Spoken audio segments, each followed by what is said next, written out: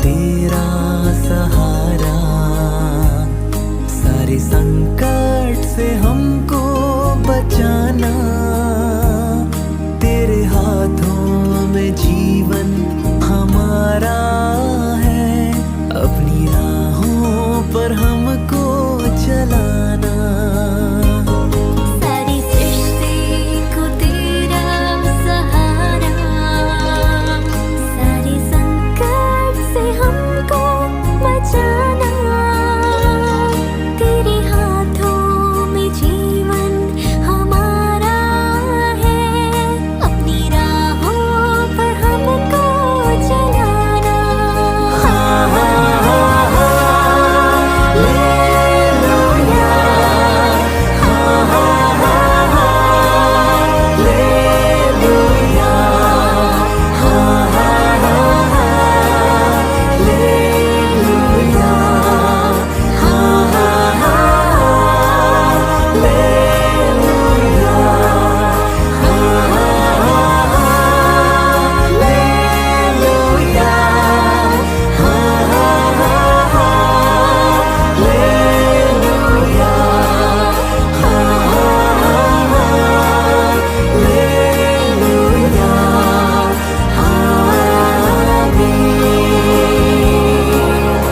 आप सुन रहे हैं सुबह संदेश मॉर्निंग वॉइस।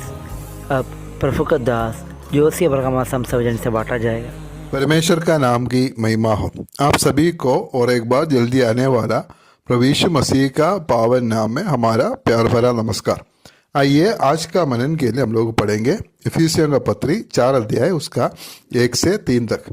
इफिसियों का पत्री 4 अध्याय उसका 1 से 3 तक। इसलिए मैं जो प्रभु में बंदी हूँ तुमसे विनती करता हूँ कि जिस बुलाहट से तुम बुलाए गए थे उसके योग्य चाल चलो, अर्थात सारी दीनता और नम्रता सहित और धीरज धरकर प्रेम से एक दूसरे की सह लो, और मेल के बंधन में आत्मा की एकता रखने का यत्न करो।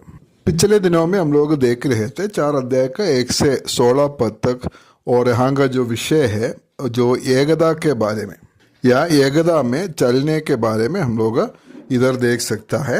और उसमें दूसरा और तीसरा पद में हम लोग देख सकता है एकता को बनाए रखने के लिए हमारे जीवन में होने वाला 7 गुणों को हम लोग देख सकता है। अगर ये 7 गुण हमारा जीवन में नहीं है, ये 7 स्वभाव हमारा जीवन में नहीं है, तो हम लोग उधर एकता नहीं रख सकता है। और ये 7 स्वभाव क्या क्या है हम लोग देख सकता है। और पहला का जो 4 स्वभाव हम लोग पिछले दिनों में हम लोग देख रहे थे, और वो स्वभाव है, पहला है दीनता, और उसके बाद नम्रता और धीरज और एक दूसरे को सह लेना। पिछले दिनों में हम लोग ये 4 स्वभाव हम लोग देख रहे थे। और 5वां स्वभाव एकता को बनाए रखने के लिए हमारे जीवन में होने वाला 5वां गुण या स्वभाव हम लोग देख सकते हैं। उसका दूसरा पद में हम ऐसे पढ़ता है, अर्थात सारी दीनता और नम्रता सहित और धीरज धरकर प्रेम से एक दूसरे की सह लो। 5वां जो स्वभाव है वो है प्रेम। प्रेम होने से ही बाकी सब कुछ संभव है। और जो प्रेम हमें होना चाहिए वो अगप्पे प्रेम है या परमेश्वर का प्रेम है। प्रेम नहीं होने से बाकी सब कुछ बेकार है। कुरिन्थियों का पहला पत्री 13 अध्याय उसका 1 से 3 तक पद में हम ऐसे पढ़ता है, यदि मैं मनुष्यों और स्वर्गदूतों की बोलियां बोलूं और प्रेम न रखूं तो मैं टटनाता हुआ पीतल और झंझनाती हुई झांझ हूं। और यदि मैं भविष्यवाणी कर सकूं और सब भेदों और सब प्रकार के ज्ञान को समझूं, और मुझे यहाँ तक पूरा विश्वास हो कि मैं पहाड़ों को हटा दूं, परंतु प्रेम न रखूं तो मैं कुछ भी नहीं। यदि मैं अपनी संपूर्ण संपत्ति कंगालों को खिला दूं या अपनी देह जलाने के लिए दे दूं और प्रेम न रखूं तो मुझे कुछ भी लाभ नहीं है। ये सब काम हम लोग करने से भी हमारे जीवन में अगर प्रेम नहीं है या ईश्वरीय प्रेम अगर नहीं है तो ये सब कुछ बेकार है बोलकर हम लोग देख सकता है।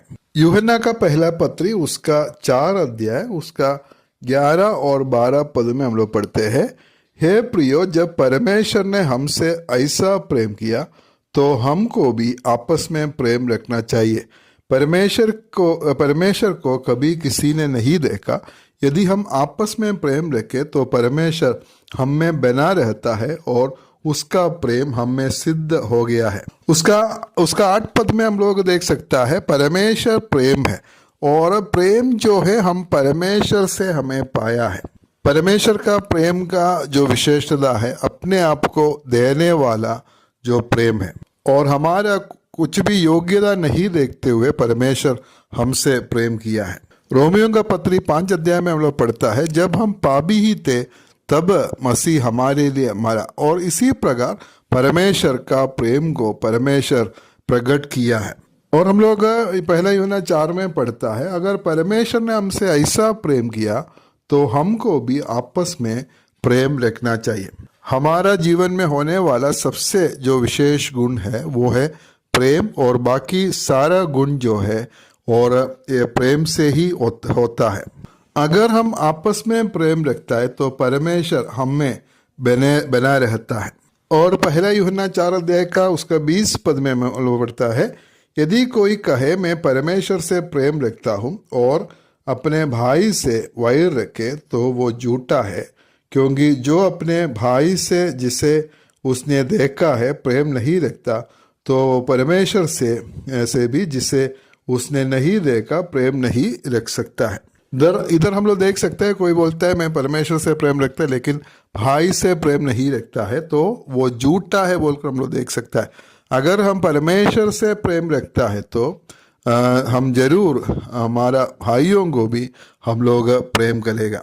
इसलिए जो एकता को बनाए रखने के लिए जो हमारा जीवन में होने वाला जो 5वां स्वभाव है वो है प्रेम, वो भी ईश्वरीय प्रेम। और एकता को बनाए रखने में हमारा जीवन में होने वाला जो 6वां जो स्वभाव है हम लोग 3रा पद में हम लोग देख सकता है इफिसियों पत्री 4 का 30 में, और मेल के बंधन में आत्मा की एकता रखने का यत्न करो। उधर हम लोग देख सकता है। और हमें होने वाला 6वां जो स्वभाव है वो है मेल। हम सबके साथ में हमेशा मेल में रहना है। कोलोसियों का पत्री 3 अध्याय उसका 15 पद में हम ऐसे पढ़ते हैं, मसीह की शांति जिसके लिए तुम एक देह होकर बुलाए भी गए हो तुम्हारे हृदय में राज्य करे और तुम धन्यवादी बने रहो। मसीह की शांति हमारा हृदय में रहना है या हमारा हृदय में राज्य करना है और उसके लिए हम बुलाए गए हैं बोलकर हम लोग इस पद में हम लोग देख सकता है। और रोमियो का पत्री 12 अध्याय उसका 18 पद में हम लोग पढ़ते हैं, जहां तक हो सके तुम वर्षक सब मनुष्यों के साथ मेल मिलाप रखो। हम सब मनुष्य के साथ मेल मिलाप रखने के लिए कोशिश करना है। इसलिए जहां तक हो सकता है हम लोग सब मनुष्य के साथ, सिर्फ विश्वासियों के साथ में नहीं है, सारे मनुष्यों के साथ हम लोग मेल मिलाप रखना वो बहुत जरूरी है। इसलिए एकता को बनाए रखने के लिए हमारा जीवन में जरूर होने वाला जो गुण है, स्वभाव है, वो है मेल। और 7वां जो स्वभाव है हम लोग देख सकता है जो एकता को बनाए रखने के लिए हमें होने वाला जो अनिवार्य बात है वो 7वां जो बात हम लोग उसमें देख सकता है। हम इधर पढ़ता है 3रा पद में, मेल के बंधन में आत्मा की एकता रखने का यत्न करो। हम लोग यत्न करना है। बीइंग डिलीजेंट बोलकर हम लोग अंग्रेजी भाषा में हम लोग देख सकता है, मतलब हम उसके लिए पूरा कोशिश करना। एकता को बनाए रखने के लिए हमारा तरफ से जो भी कर सकता है वो सब कुछ हम लोग करना है और उसके लिए हम लोग पूरा कोशिश हम लोग करना है। बीच में हम लोग कभी भी एक ठोकर का कारण नहीं बनना है।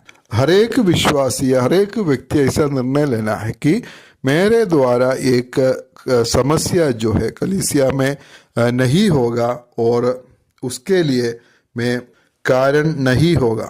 इसलिए उसके लिए हम लोग पूरा कोशिश करना चाहिए। एकता अपने आप होने वाले एक बात नहीं है और जितना विश्वासी है, जितना व्यक्ति उसमें शामिल है, सभी लोग एकता को बनाए रखने के लिए सारा कोशिश जो करना जरूरी है। हम लोग इन दिनों में देख रहे थे कि एकता को बनाए रखने के लिए हमें होने वाला 7 गुणों के बारे में इफिसियों का पत्री 4 का 2 और 3 में हम लोग देख रहे थे।